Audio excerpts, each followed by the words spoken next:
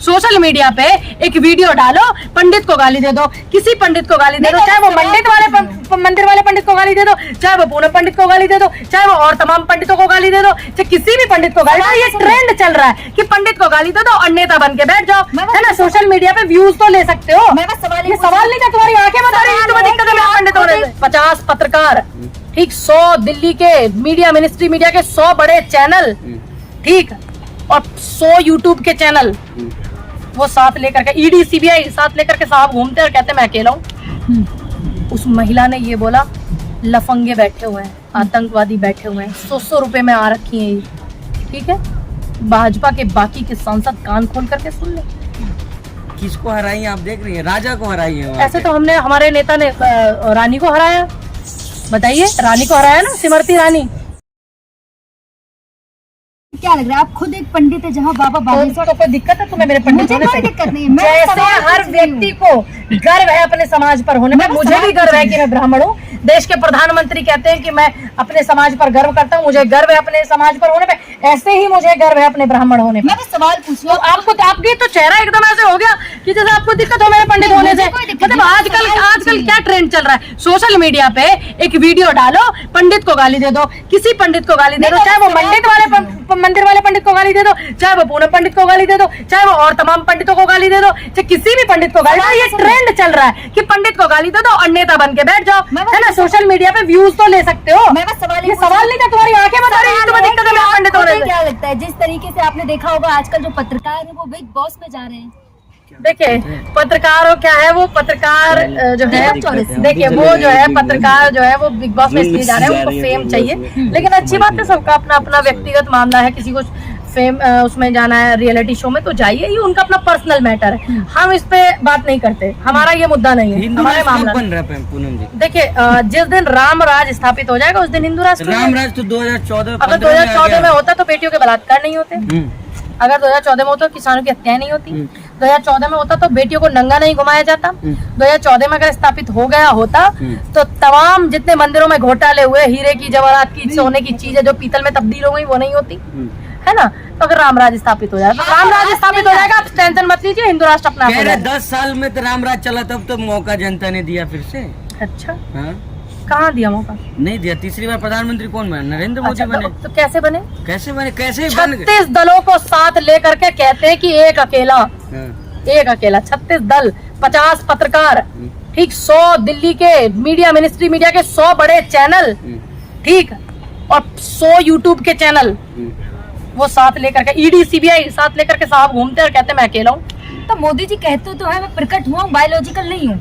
अच्छा, ईश्वर ने भेजा। तो फिर इसका मतलब वो जो है पैदा नहीं हुए, तो फिर वो जो अपनी माँ के साथ में, आप अपनी माँ के साथ में जो ड्रामा ढकोसला करते थे वो क्या था कि जब माँ मुझे गोदी में खिलाती थी, जब मैं पैदा हुआ तो ये हुआ वो हुआ, तो ये सब ड्रामा था, प्रोपगेंडा था, जनता को गुमराह किया। अरे आपकी सेवा के लिए भगवान ने भेजा है उनको। मिशन है, कह रहे मिशन है एक। अच्छा, देश को बर्बाद करने का नहीं, सेवा करने का, देश को बर्बाद करने का मिशन पाले हैं, क्योंकि भाजपा ने हमेशा वही किया है।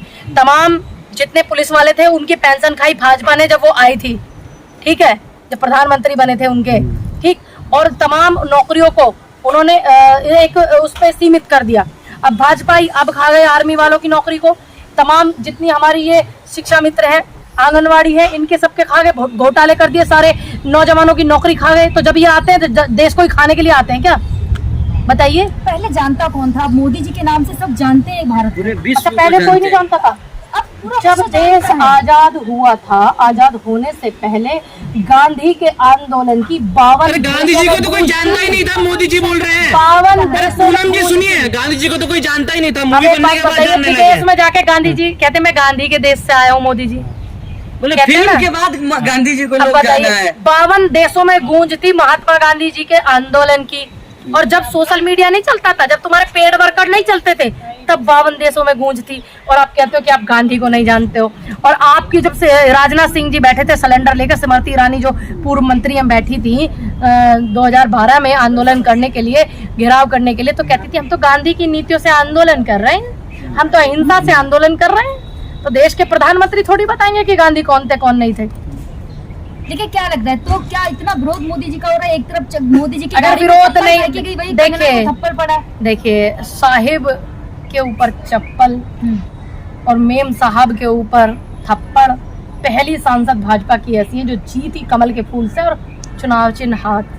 पहली सांसद, ठीक है। आप तो उन लोगों का समर्थन कर रही है, ऐसे तो कोई देखिए किसी को मारे। देखिए, आप मैंने कर समर्थन रही नहीं हो। किया, मैंने उनका जवाब दिया।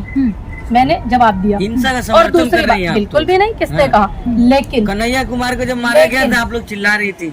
देखिए हाँ।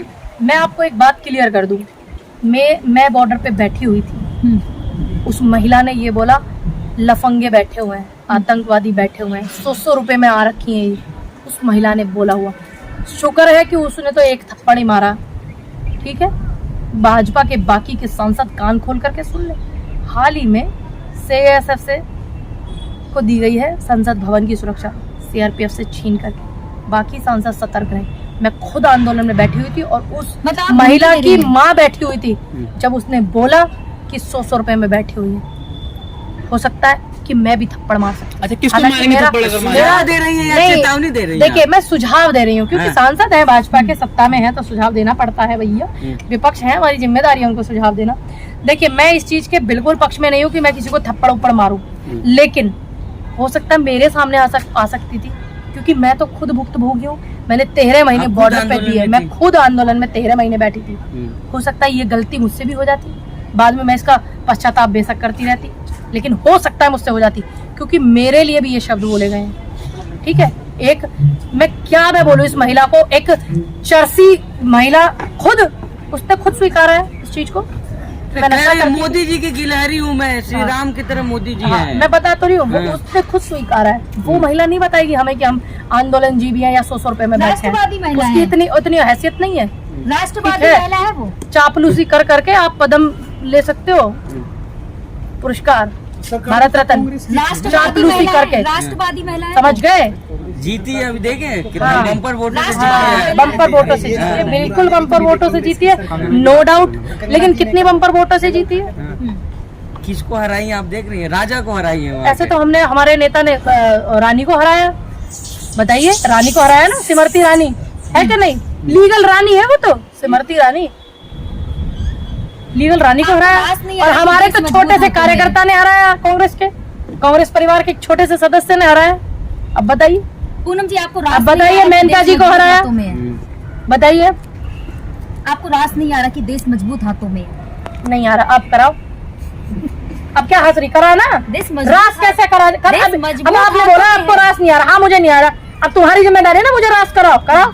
इतने तो अच्छे काम किए कितने मोदी जी अच्छे ने। किए? अब देखिए ना, सरकार में दिखाइए, आगे ही कहा है दिखाइए। किसानों का 2 लाख रुपए जो है लोन वो माफ कर देंगे। अभी तो ये लोकसभा का पूरा चुनाव इस पे हुआ था, महिला आरक्षण लागू कर देंगे, लागू नहीं हुआ, सिर्फ बोला है। जीतते ही बोला है 2 लाख रुपए किसानों का लोन माफ कर देंगे। देखिए, जीतते ही किसानों की बात की है मोदी हाँ, जी ने। डर गए ना किसानों से।